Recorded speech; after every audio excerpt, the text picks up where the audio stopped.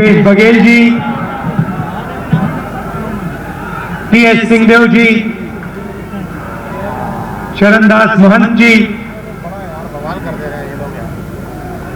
साम्राज साहू जी, दीपक बैठ जी, फूलो देवी नेताम जी, छत्तीसगढ़ के मंत्री, एमएलएज, हमारे प्यारे पार्टी के कार्यकर्ता, बब्बर शेर,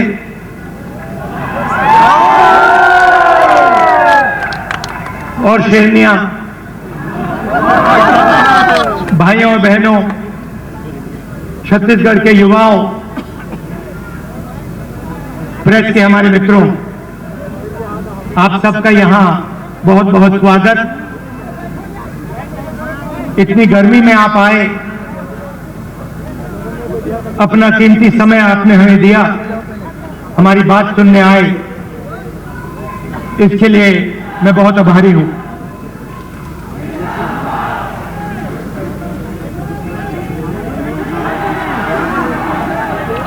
कुछ ही महीने पहले कर्नाटक में चुनाव हुआ। एक तरफ बीजेपी और उनकी विचारधारा, दूसरी तरफ कांग्रेस पार्टी हमारी विचारधारा।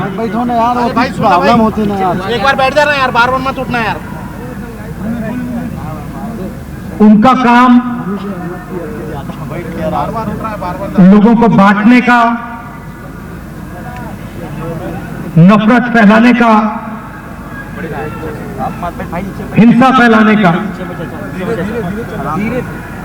हमारा काम लोगों को जोड़ने का, नफरत के बाजार में मोहब्बत की दुकान खोलने का।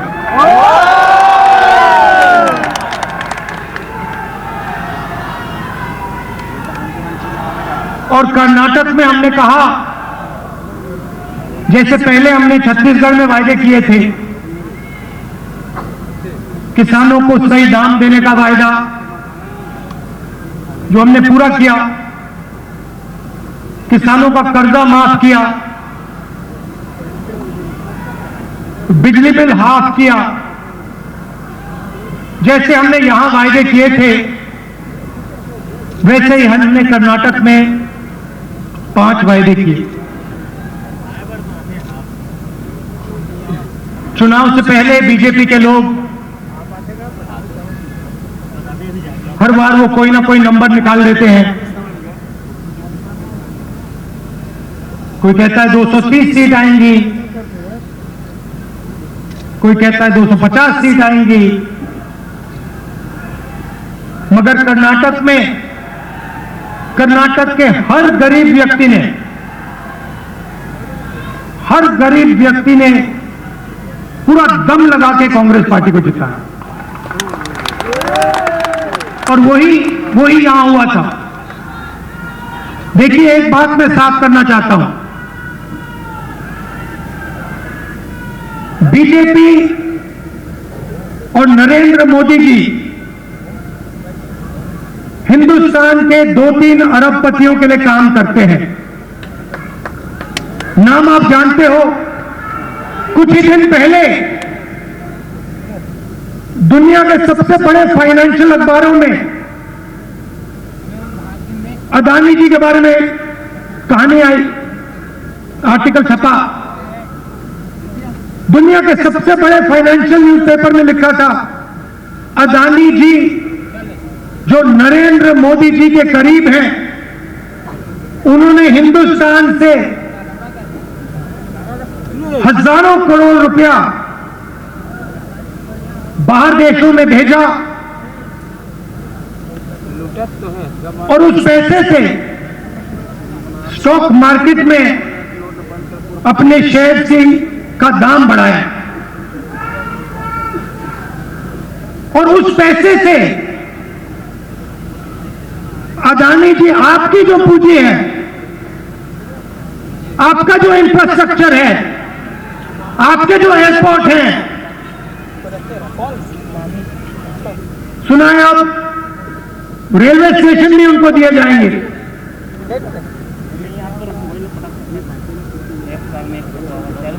पूरा का पूरा एक व्यक्ति के हवाले किया जा रहा है।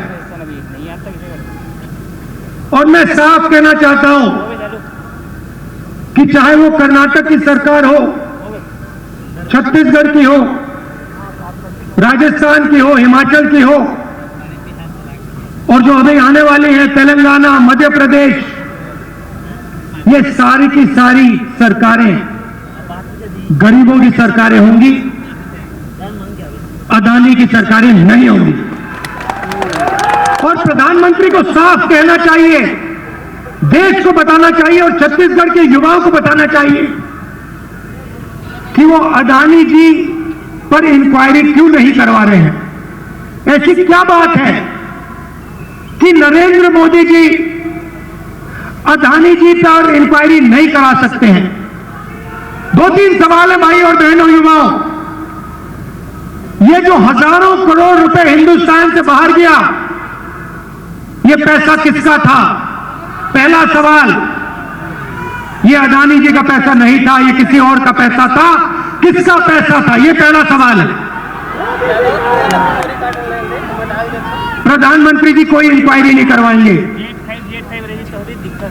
मैं आपको साफ कह देता हूं, हिंदुस्तान का प्रधानमंत्री अदानी जी पे कोई इंक्वायरी करा ही नहीं सकता, क्योंकि अगर उसका इंक्वायरी का नतीजा निकल गया तो नुकसान अदानी जी को नहीं होगा, नुकसान किसी और को होगा। तो छत्तीसगढ़ में हमने क्या किया? छत्तीसगढ़ में किसानों को धान के लिए सही दाम दिया। और आज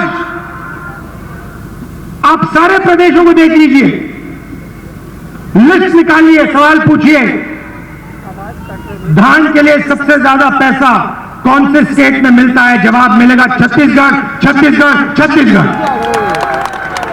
और प्रधानमंत्री जी यहां आए थे, मुझे याद है, बीजेपी के सब नेता आए थे और कहा था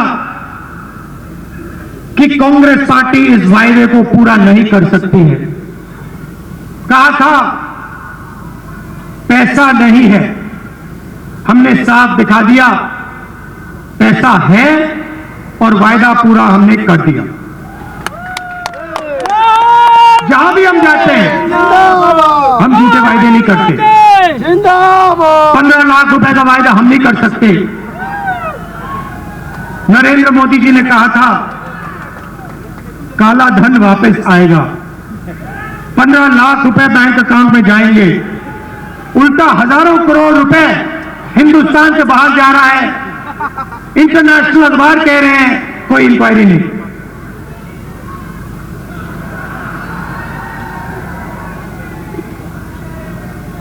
तो अब छत्तीसगढ़ के युवा जो हैं, आपकी बहुत बड़ी जिम्मेदारी है और हम चाहते हैं कि आप प्रदेश को चलाने में, राजनीति को चलाने में आगे आए। आपको पीछे नहीं रहना चाहिए। आपकी जो नई जनरेशन है, भविष्य आपका है, आने वाले समय में छत्तीसगढ़ आपका है और आपको आगे बढ़ना पड़ेगा। और इसीलिए हमने राजीव युवा क्लब आपके लिए बनाए हैं। हर क्लब को 1 लाख रुपए, 3 लाख युवाओं को क्लब में हमने जोड़ा है। और ये ऐसे नहीं जोड़ा है, मैं आपको साफ बताना चाहता हूं, हमने इसलिए जोड़ा है कि आप इस प्रदेश को चलाने में, इस प्रदेश को चलाने में आप भाग लें। और हम आपके लिए राजनीति के दरवाजे खोलना चाहते हैं कि कुछ ही सालों में आपके बीच में से छत्तीसगढ़ के एमएलए, प्रधान, नेता चुन के आए, इसलिए हमने यह काम किया है। दो तीन चीजें मैं और कहना चाहता हूं। जो हमारे आदिवासी भाई हैं, आपके लिए हमने पेशा कानून लाया, आपकी जमीन की रक्षा की। मैं आपसे एक बात कहना चाहता हूं, हम आदिवासी शब्द का प्रयोग करते हैं। आदिवासी का मतलब जो हिंदुस्तान के ओरिजिनल मालिक हैं। आदिवासी का मतलब इस देश की जो जमीन है, जो धरती है, उसके सबसे पहले आप मालिक थे। मतलब उसको बिठा के तुम बैठ गए। आपकी जमीन पर, जंगल पर, जल पर आपका हक बनता है। बीजेपी ने एक नया शब्द निकाला है, वनवासी। इस शब्द का बिल्कुल दूसरा मतलब है। हम चाहते हैं कि आदिवासी युवा जो भी सपना देखना चाहें, देखें और उस सपने को पूरा करें। डॉक्टर बनना है, इंजीनियर बनना है, बिजनेस चालू करना है, लॉयर बनना है, जज बनना है, मैन्युफैक्चरिंग यूनिट शुरू करना है, सब चीजों में आपको शामिल होना चाहिए। वो चाहते हैं कि आप जंगल में ही रहें, आप जंगल के बाहर ना आए। शब्द के पीछे सोच है भाइयों और बहनों। उनका कहना है कि आप पहले हिंदुस्तान के मालिक नहीं थे, आप जंगल में रहते थे और आपको जंगल में रहना चाहिए। हम कहते नहीं, जंगल का हक, जमीन का हक, जल का हक आपको मिलना चाहिए। मगर जो भी आप सपना देखना चाहते हो, जहां भी आप जाना चाहते हो, वो सपना आपके लिए पूरा होना चाहिए। यह फर्क है विचारधारा में।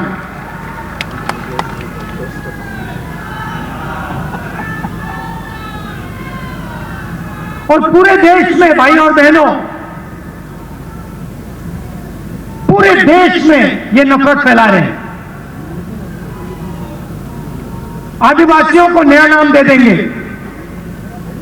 एक धर्म को दूसरे धर्म से लड़ा देंगे, एक भाषा को दूसरी भाषा से लड़ा देंगे, एक जात को दूसरी जात से लड़ा देंगे। हमारा काम जोड़ने का है। जहां भी ये नफरत फैलाते हैं, चाहे वो मणिपुर हो, असम हो, कर्नाटक हो, जहां भी ये नफरत फैलाएंगे, कांग्रेस पार्टी के कार्यकर्ता वहां जाकर मोहब्बत फैलाएंगे। ये हमारा काम है, ये हमारी जिम्मेदारी है। आप देखिए,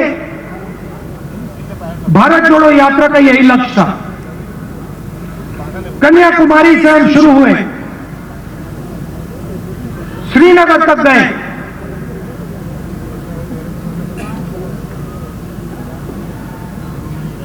मीडिया में इन्होंने, बीजेपी के लोगों ने हर रोज ये कुछ ना कुछ उल्टा सीधा बोलते हैं, नफरत फैलाते हैं।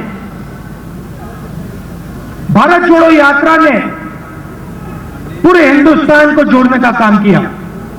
हर धर्म को, हर जात को, हर भाषा को हमने याद दिलाया कि आप सबसे पहले हिंदुस्तानी हो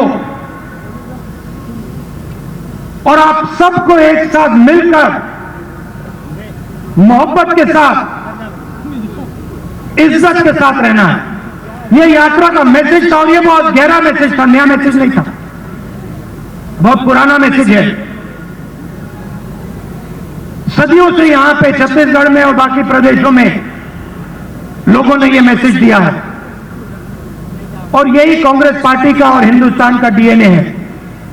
हम जोड़ते हैं, वो नफरत फैलाते हैं। हम किसानों के लिए, मजदूरों के लिए, छोटे व्यापारियों के लिए काम करते हैं, वो 2-3 अरबपतियों के लिए काम करते हैं। कुछ साल पहले मैंने बघेल जी से एक बात कही। मैंने कहा जहां भी मैं जाता हूं, मैं युवाओं से पूछता हूं, आपके सामने सबसे बड़ी मुश्किल क्या है? बीजेपी ने जो हिंदुस्तान की रीढ़ की हड्डी है, आर्थिक रीढ़ की हड्डी है, उसको तोड़ दिया है। जो छोटे व्यापारी थे, जीएसटी और नोटबंदी ने उनको खत्म कर दिया, जानबूझ के खत्म किया। और जब भी मैं इनसे पूछता हूं आपके सामने सबसे बड़ी मुश्किल क्या है, कहते बेरोजगारी। और मैंने छत्तीसगढ़ के चीफ मिनिस्टर से कहा, देखिए छत्तीसगढ़ में अलग अलग स्किल्स हैं, हर डिस्ट्रिक्ट में आप कुछ ना कुछ बनाते हो, मगर जो छोटे बिजनेस वाले होते हैं उनको बैंक का पैसा नहीं मिलता, उनको मीडिया का सपोर्ट नहीं मिलता। और मैंने छत्तीसगढ़ के चीफ मिनिस्टर बघेल जी से कहा कि आपका फोकस इन छोटे व्यापारियों पे होना चाहिए, छोटे बिजनेस वालों पर होना चाहिए। बैंक के दरवाजे उनके लिए खोलने चाहिए और मार्केटिंग हो तो इनके लिए हो। और खुशी से मैं कहता हूं कि बघेल जी ने इस पे काम शुरू कर दिया है और इससे आने वाले समय में लाखों युवाओं को फायदा मिलेगा, हजारों नए बिजनेस खुलेंगे और लाखों युवाओं को रोजगार मिलेगा। तेरे को सर भर दिया क्या आज? देखिए, तेरे को सर आपको सिर्फ छत्तीसगढ़ की नहीं सोचनी है। बता दो, छत्तीसगढ़ हिंदुस्तान का सेंटर है।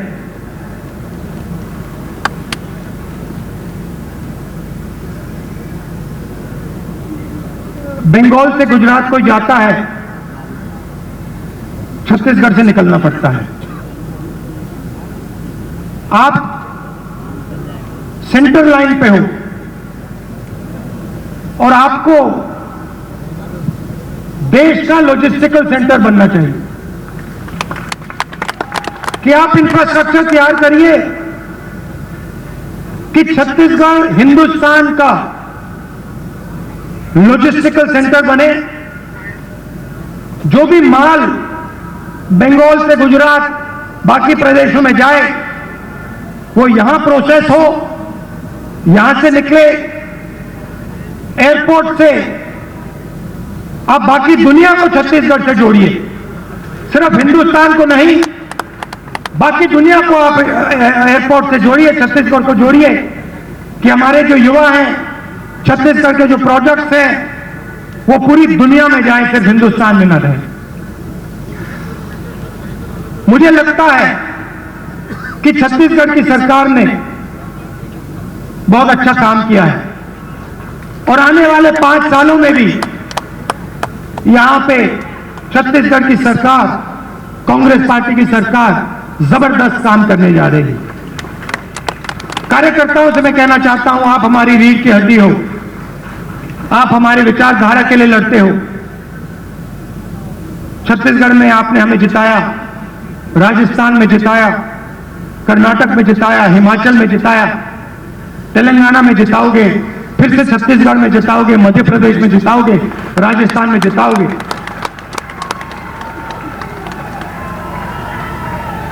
हमारी बघेल जी, हमारी सरकार को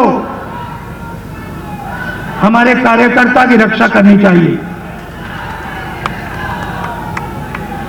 करती है, मगर और डट के जो हमारा कार्यकर्ता है उसे लगना चाहिए कि मैं कांग्रेस पार्टी का कार्यकर्ता हूं, मैं कांग्रेस पार्टी की विचारधारा के लिए लड़ता हूं और मरता हूं। देश को आपकी जरूरत है।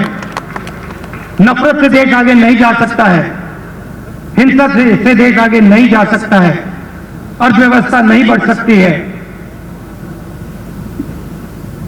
मोहब्बत से, इज्जत से काम किया जाता है और अगर देश को जोड़ा जाता है, सबको एक साथ लाया जाता है, तो देश तेजी से प्रगति करता है। आप सब यहां आए, इतने प्यार से आपने मेरी बात सुनी, इसके लिए आप सबको दिल से धन्यवाद। और जो युवा हैं जो अब इन क्लब्स में शामिल होंगे, आप याद रखिए छत्तीसगढ़ का भविष्य आपका है, आपकी बड़ी जिम्मेदारी है। आपको राजनीति में आना है और आपको छत्तीसगढ़ को भविष्य में चलाना है। बहुत बहुत धन्यवाद। जय हिंद, नमस्कार। बहुत बहुत शुक्रिया आपका आदरणीय श्री राहुल गांधी। लोग पहली बार छत्तीसगढ़ में दिखाई दे रहा है। राजीव मितान क्लब, जहां ग्रामीण क्षेत्र में 11,000 हमने बनाया, शहरी क्षेत्र में 2,000 राजीव मितान क्लब का गठन किया और ये राजीव मितान क्लब को हर साल 1 लाख रुपया दिया जा रहा है ताकि हमारे युवा साथी गांव की अपनी संस्कृति, गांव के अपने खेल कूद, गांव की स्वच्छता, गांव की शिक्षा और साथ ही साथ शासन की योजनाओं की जानकारी उन तबके को देना है जो वंचित वर्ग के लोग हैं, जो गरीब हैं, जो दिन रात मेहनत करते हैं, शासन की योजनाओं के बारे में जानकारी नहीं होती, उन सबको जानकारी देना, उन तक के योजनाओं को पहुंचाने की जिम्मेदारी हमारे राजीव मितान क्लब की है। आदरणीय साथियों, ये देश युवाओं का देश है। 18 से 35 साल की उम्र के लोग 65% निवास करते हैं और जब युवा शक्ति एकजुट हो तो नई ऊर्जा पैदा होती है और नई ऊर्जा को दिशा देने के लिए आज हमारे पास राहुल गांधी जी हैं जो आप सबको दिशा निर्देश देने आए हैं। आदरणीय साथियों, दुर्भाग्य से इस देश का बागडोर ऐसे हाथों में है जो नफरत फैलाते हैं, जो हिंसा के रास्ता अपनाते हैं, जो अफवाह फैलाते हैं। ये रास्ता हमारा नहीं है। हमारा रास्ता है भाईचारे का, हमारे रास्ता है प्रेम का, हमारा रास्ता सद्भाव का है और सद्भाव के लिए जो राजीव जी ने देश के लिए किया वो दुनिया में उदाहरण है और इसीलिए राजीव जी के जयंती को हम सद्भावना दिवस के रूप में हम सब मनाते हैं। आदरणीय साथियों, राजीव जी ने 21वीं सदी में ले जाने की बात उन्होंने कही थी और आज देश कंप्यूटर के मामले, संचार क्रांति के मामले में, पंचायती राज के मामले में आज जो देश आगे बढ़ा है उसकी कोई सानी दुनिया में नहीं मिलती। आदरणीय साथियों, 5 साल पहले राहुल जी आए थे और उन्होंने मुझसे कहा था कि सरकार बने तो लगना चाहिए सबकी सरकार है, युवाओं के, महिलाओं के, किसानों के, मजदूरों के, अनुसूचित जाति के, जनजाति के, व्यापारियों के। और आज जितने भी न्याय योजना हमने शुरू की है, चाहे राजीव गांधी किसान न्याय योजना हो, चाहे गोधन न्याय योजना हो, भूमि श्रमिक न्याय योजना हो, लघु अनुबंध की खरीदी हो, इस सब के माध्यम से आम जनता के जेब में पैसा गया है और आज तक के 1,75,000 करोड़ रुपया आम जनता के जेब में पैसा गया है। और यही कारण है कि छत्तीसगढ़ में कहीं मंदी का कोई असर नहीं है। भर्तियां जारी है, पीएससी में फीस हम लोग नहीं लेते, चाहे व्यापम हो पीएससी हो, इसमें फीस नहीं लेते। और साथ ही साथ युवाओं को जहां नौकरी मिल रही है, नए नए उद्योग, 3,000 से अधिक उद्योग खुल चुके हैं, एमयू कर रहे हैं, उसमें भी रोजगार मिलेगा। और आज राहुल जी के हाथ से नए जो शिक्षक है उसको नियुक्ति पत्र हम लोगों ने दिया है। तो आदरणीय साथियों, पूरे छत्तीसगढ़ की जनता का भरोसा छत्तीसगढ़ की सरकार पर है। आज ये युवा राष्ट्र की संपत्ति है और युवाओं को दिशा निर्देश, इस ऊर्जा का सही उपयोग हम लोगों को करना है। जहां बेरोजगारी भत्ता 2500 रुपया महीना हम लोगों ने दिया है और लगातार वो क्रम चल रहा है। लेकिन साथियों, ये कांग्रेस पार्टी है। कांग्रेस पार्टी हमेशा आम जनता को ताकतवर बनाने का काम करती है, उसे अधिकार संपन्न बनाने का काम करती है। चाहे वो नेहरू जी की सरकार हो, चाहे वो मनमोहन सिंह जी की सरकार हो, जब भी नेहरू जी से लेकर मनमोहन सिंह जी तक के अवसर मिला कांग्रेस को, हमेशा आम जनता को ताकतवर बनाने का काम किया है। लेकिन साथियों, ये जो सरकार है वो किसके लिए काम करती है? किसके लिए? अडानी के लिए। आदरणीय साथियों, चुनाव आ रहा है, कांग्रेस को वोट दोगे तो गरीबों का भला होगा, किसानों की उन्नति होगी, नौजवानों का भविष्य सुधरेगा, महिलाओं को सम्मान मिलेगा, व्यापार और उद्योग फलेंगे फूलेंगे। लेकिन यदि बटन कमल छाप में दबा ना, इधर बटन दबो बटन में, कमल में, उधर भी पेड़ में अडानी निकलेगा। ये पेड़ में क्या निकलेगा? अडानी। हम लोग ये छत्तीसगढ़ में छापा क्यों पड़ रहा पता है आपको? क्योंकि लोहा खदान, ये दीपक जी बैठे हमारे प्रदेश अध्यक्ष, लोहा खदान उनके हाथ में जाने नहीं दिया। कोयला खदानों पे गिद्ध निगाह उनकी है, उसको नहीं जाने दिया। अरे अभी ACCL का खदान है, उसको अडानी को दे दिया।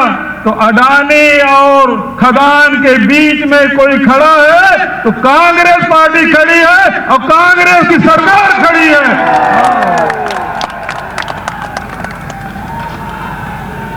तो छत्तीसगढ़ को लूटने नहीं देना है। छत्तीसगढ़ की संपदा आपकी संपदा है, आपकी संपत्ति है।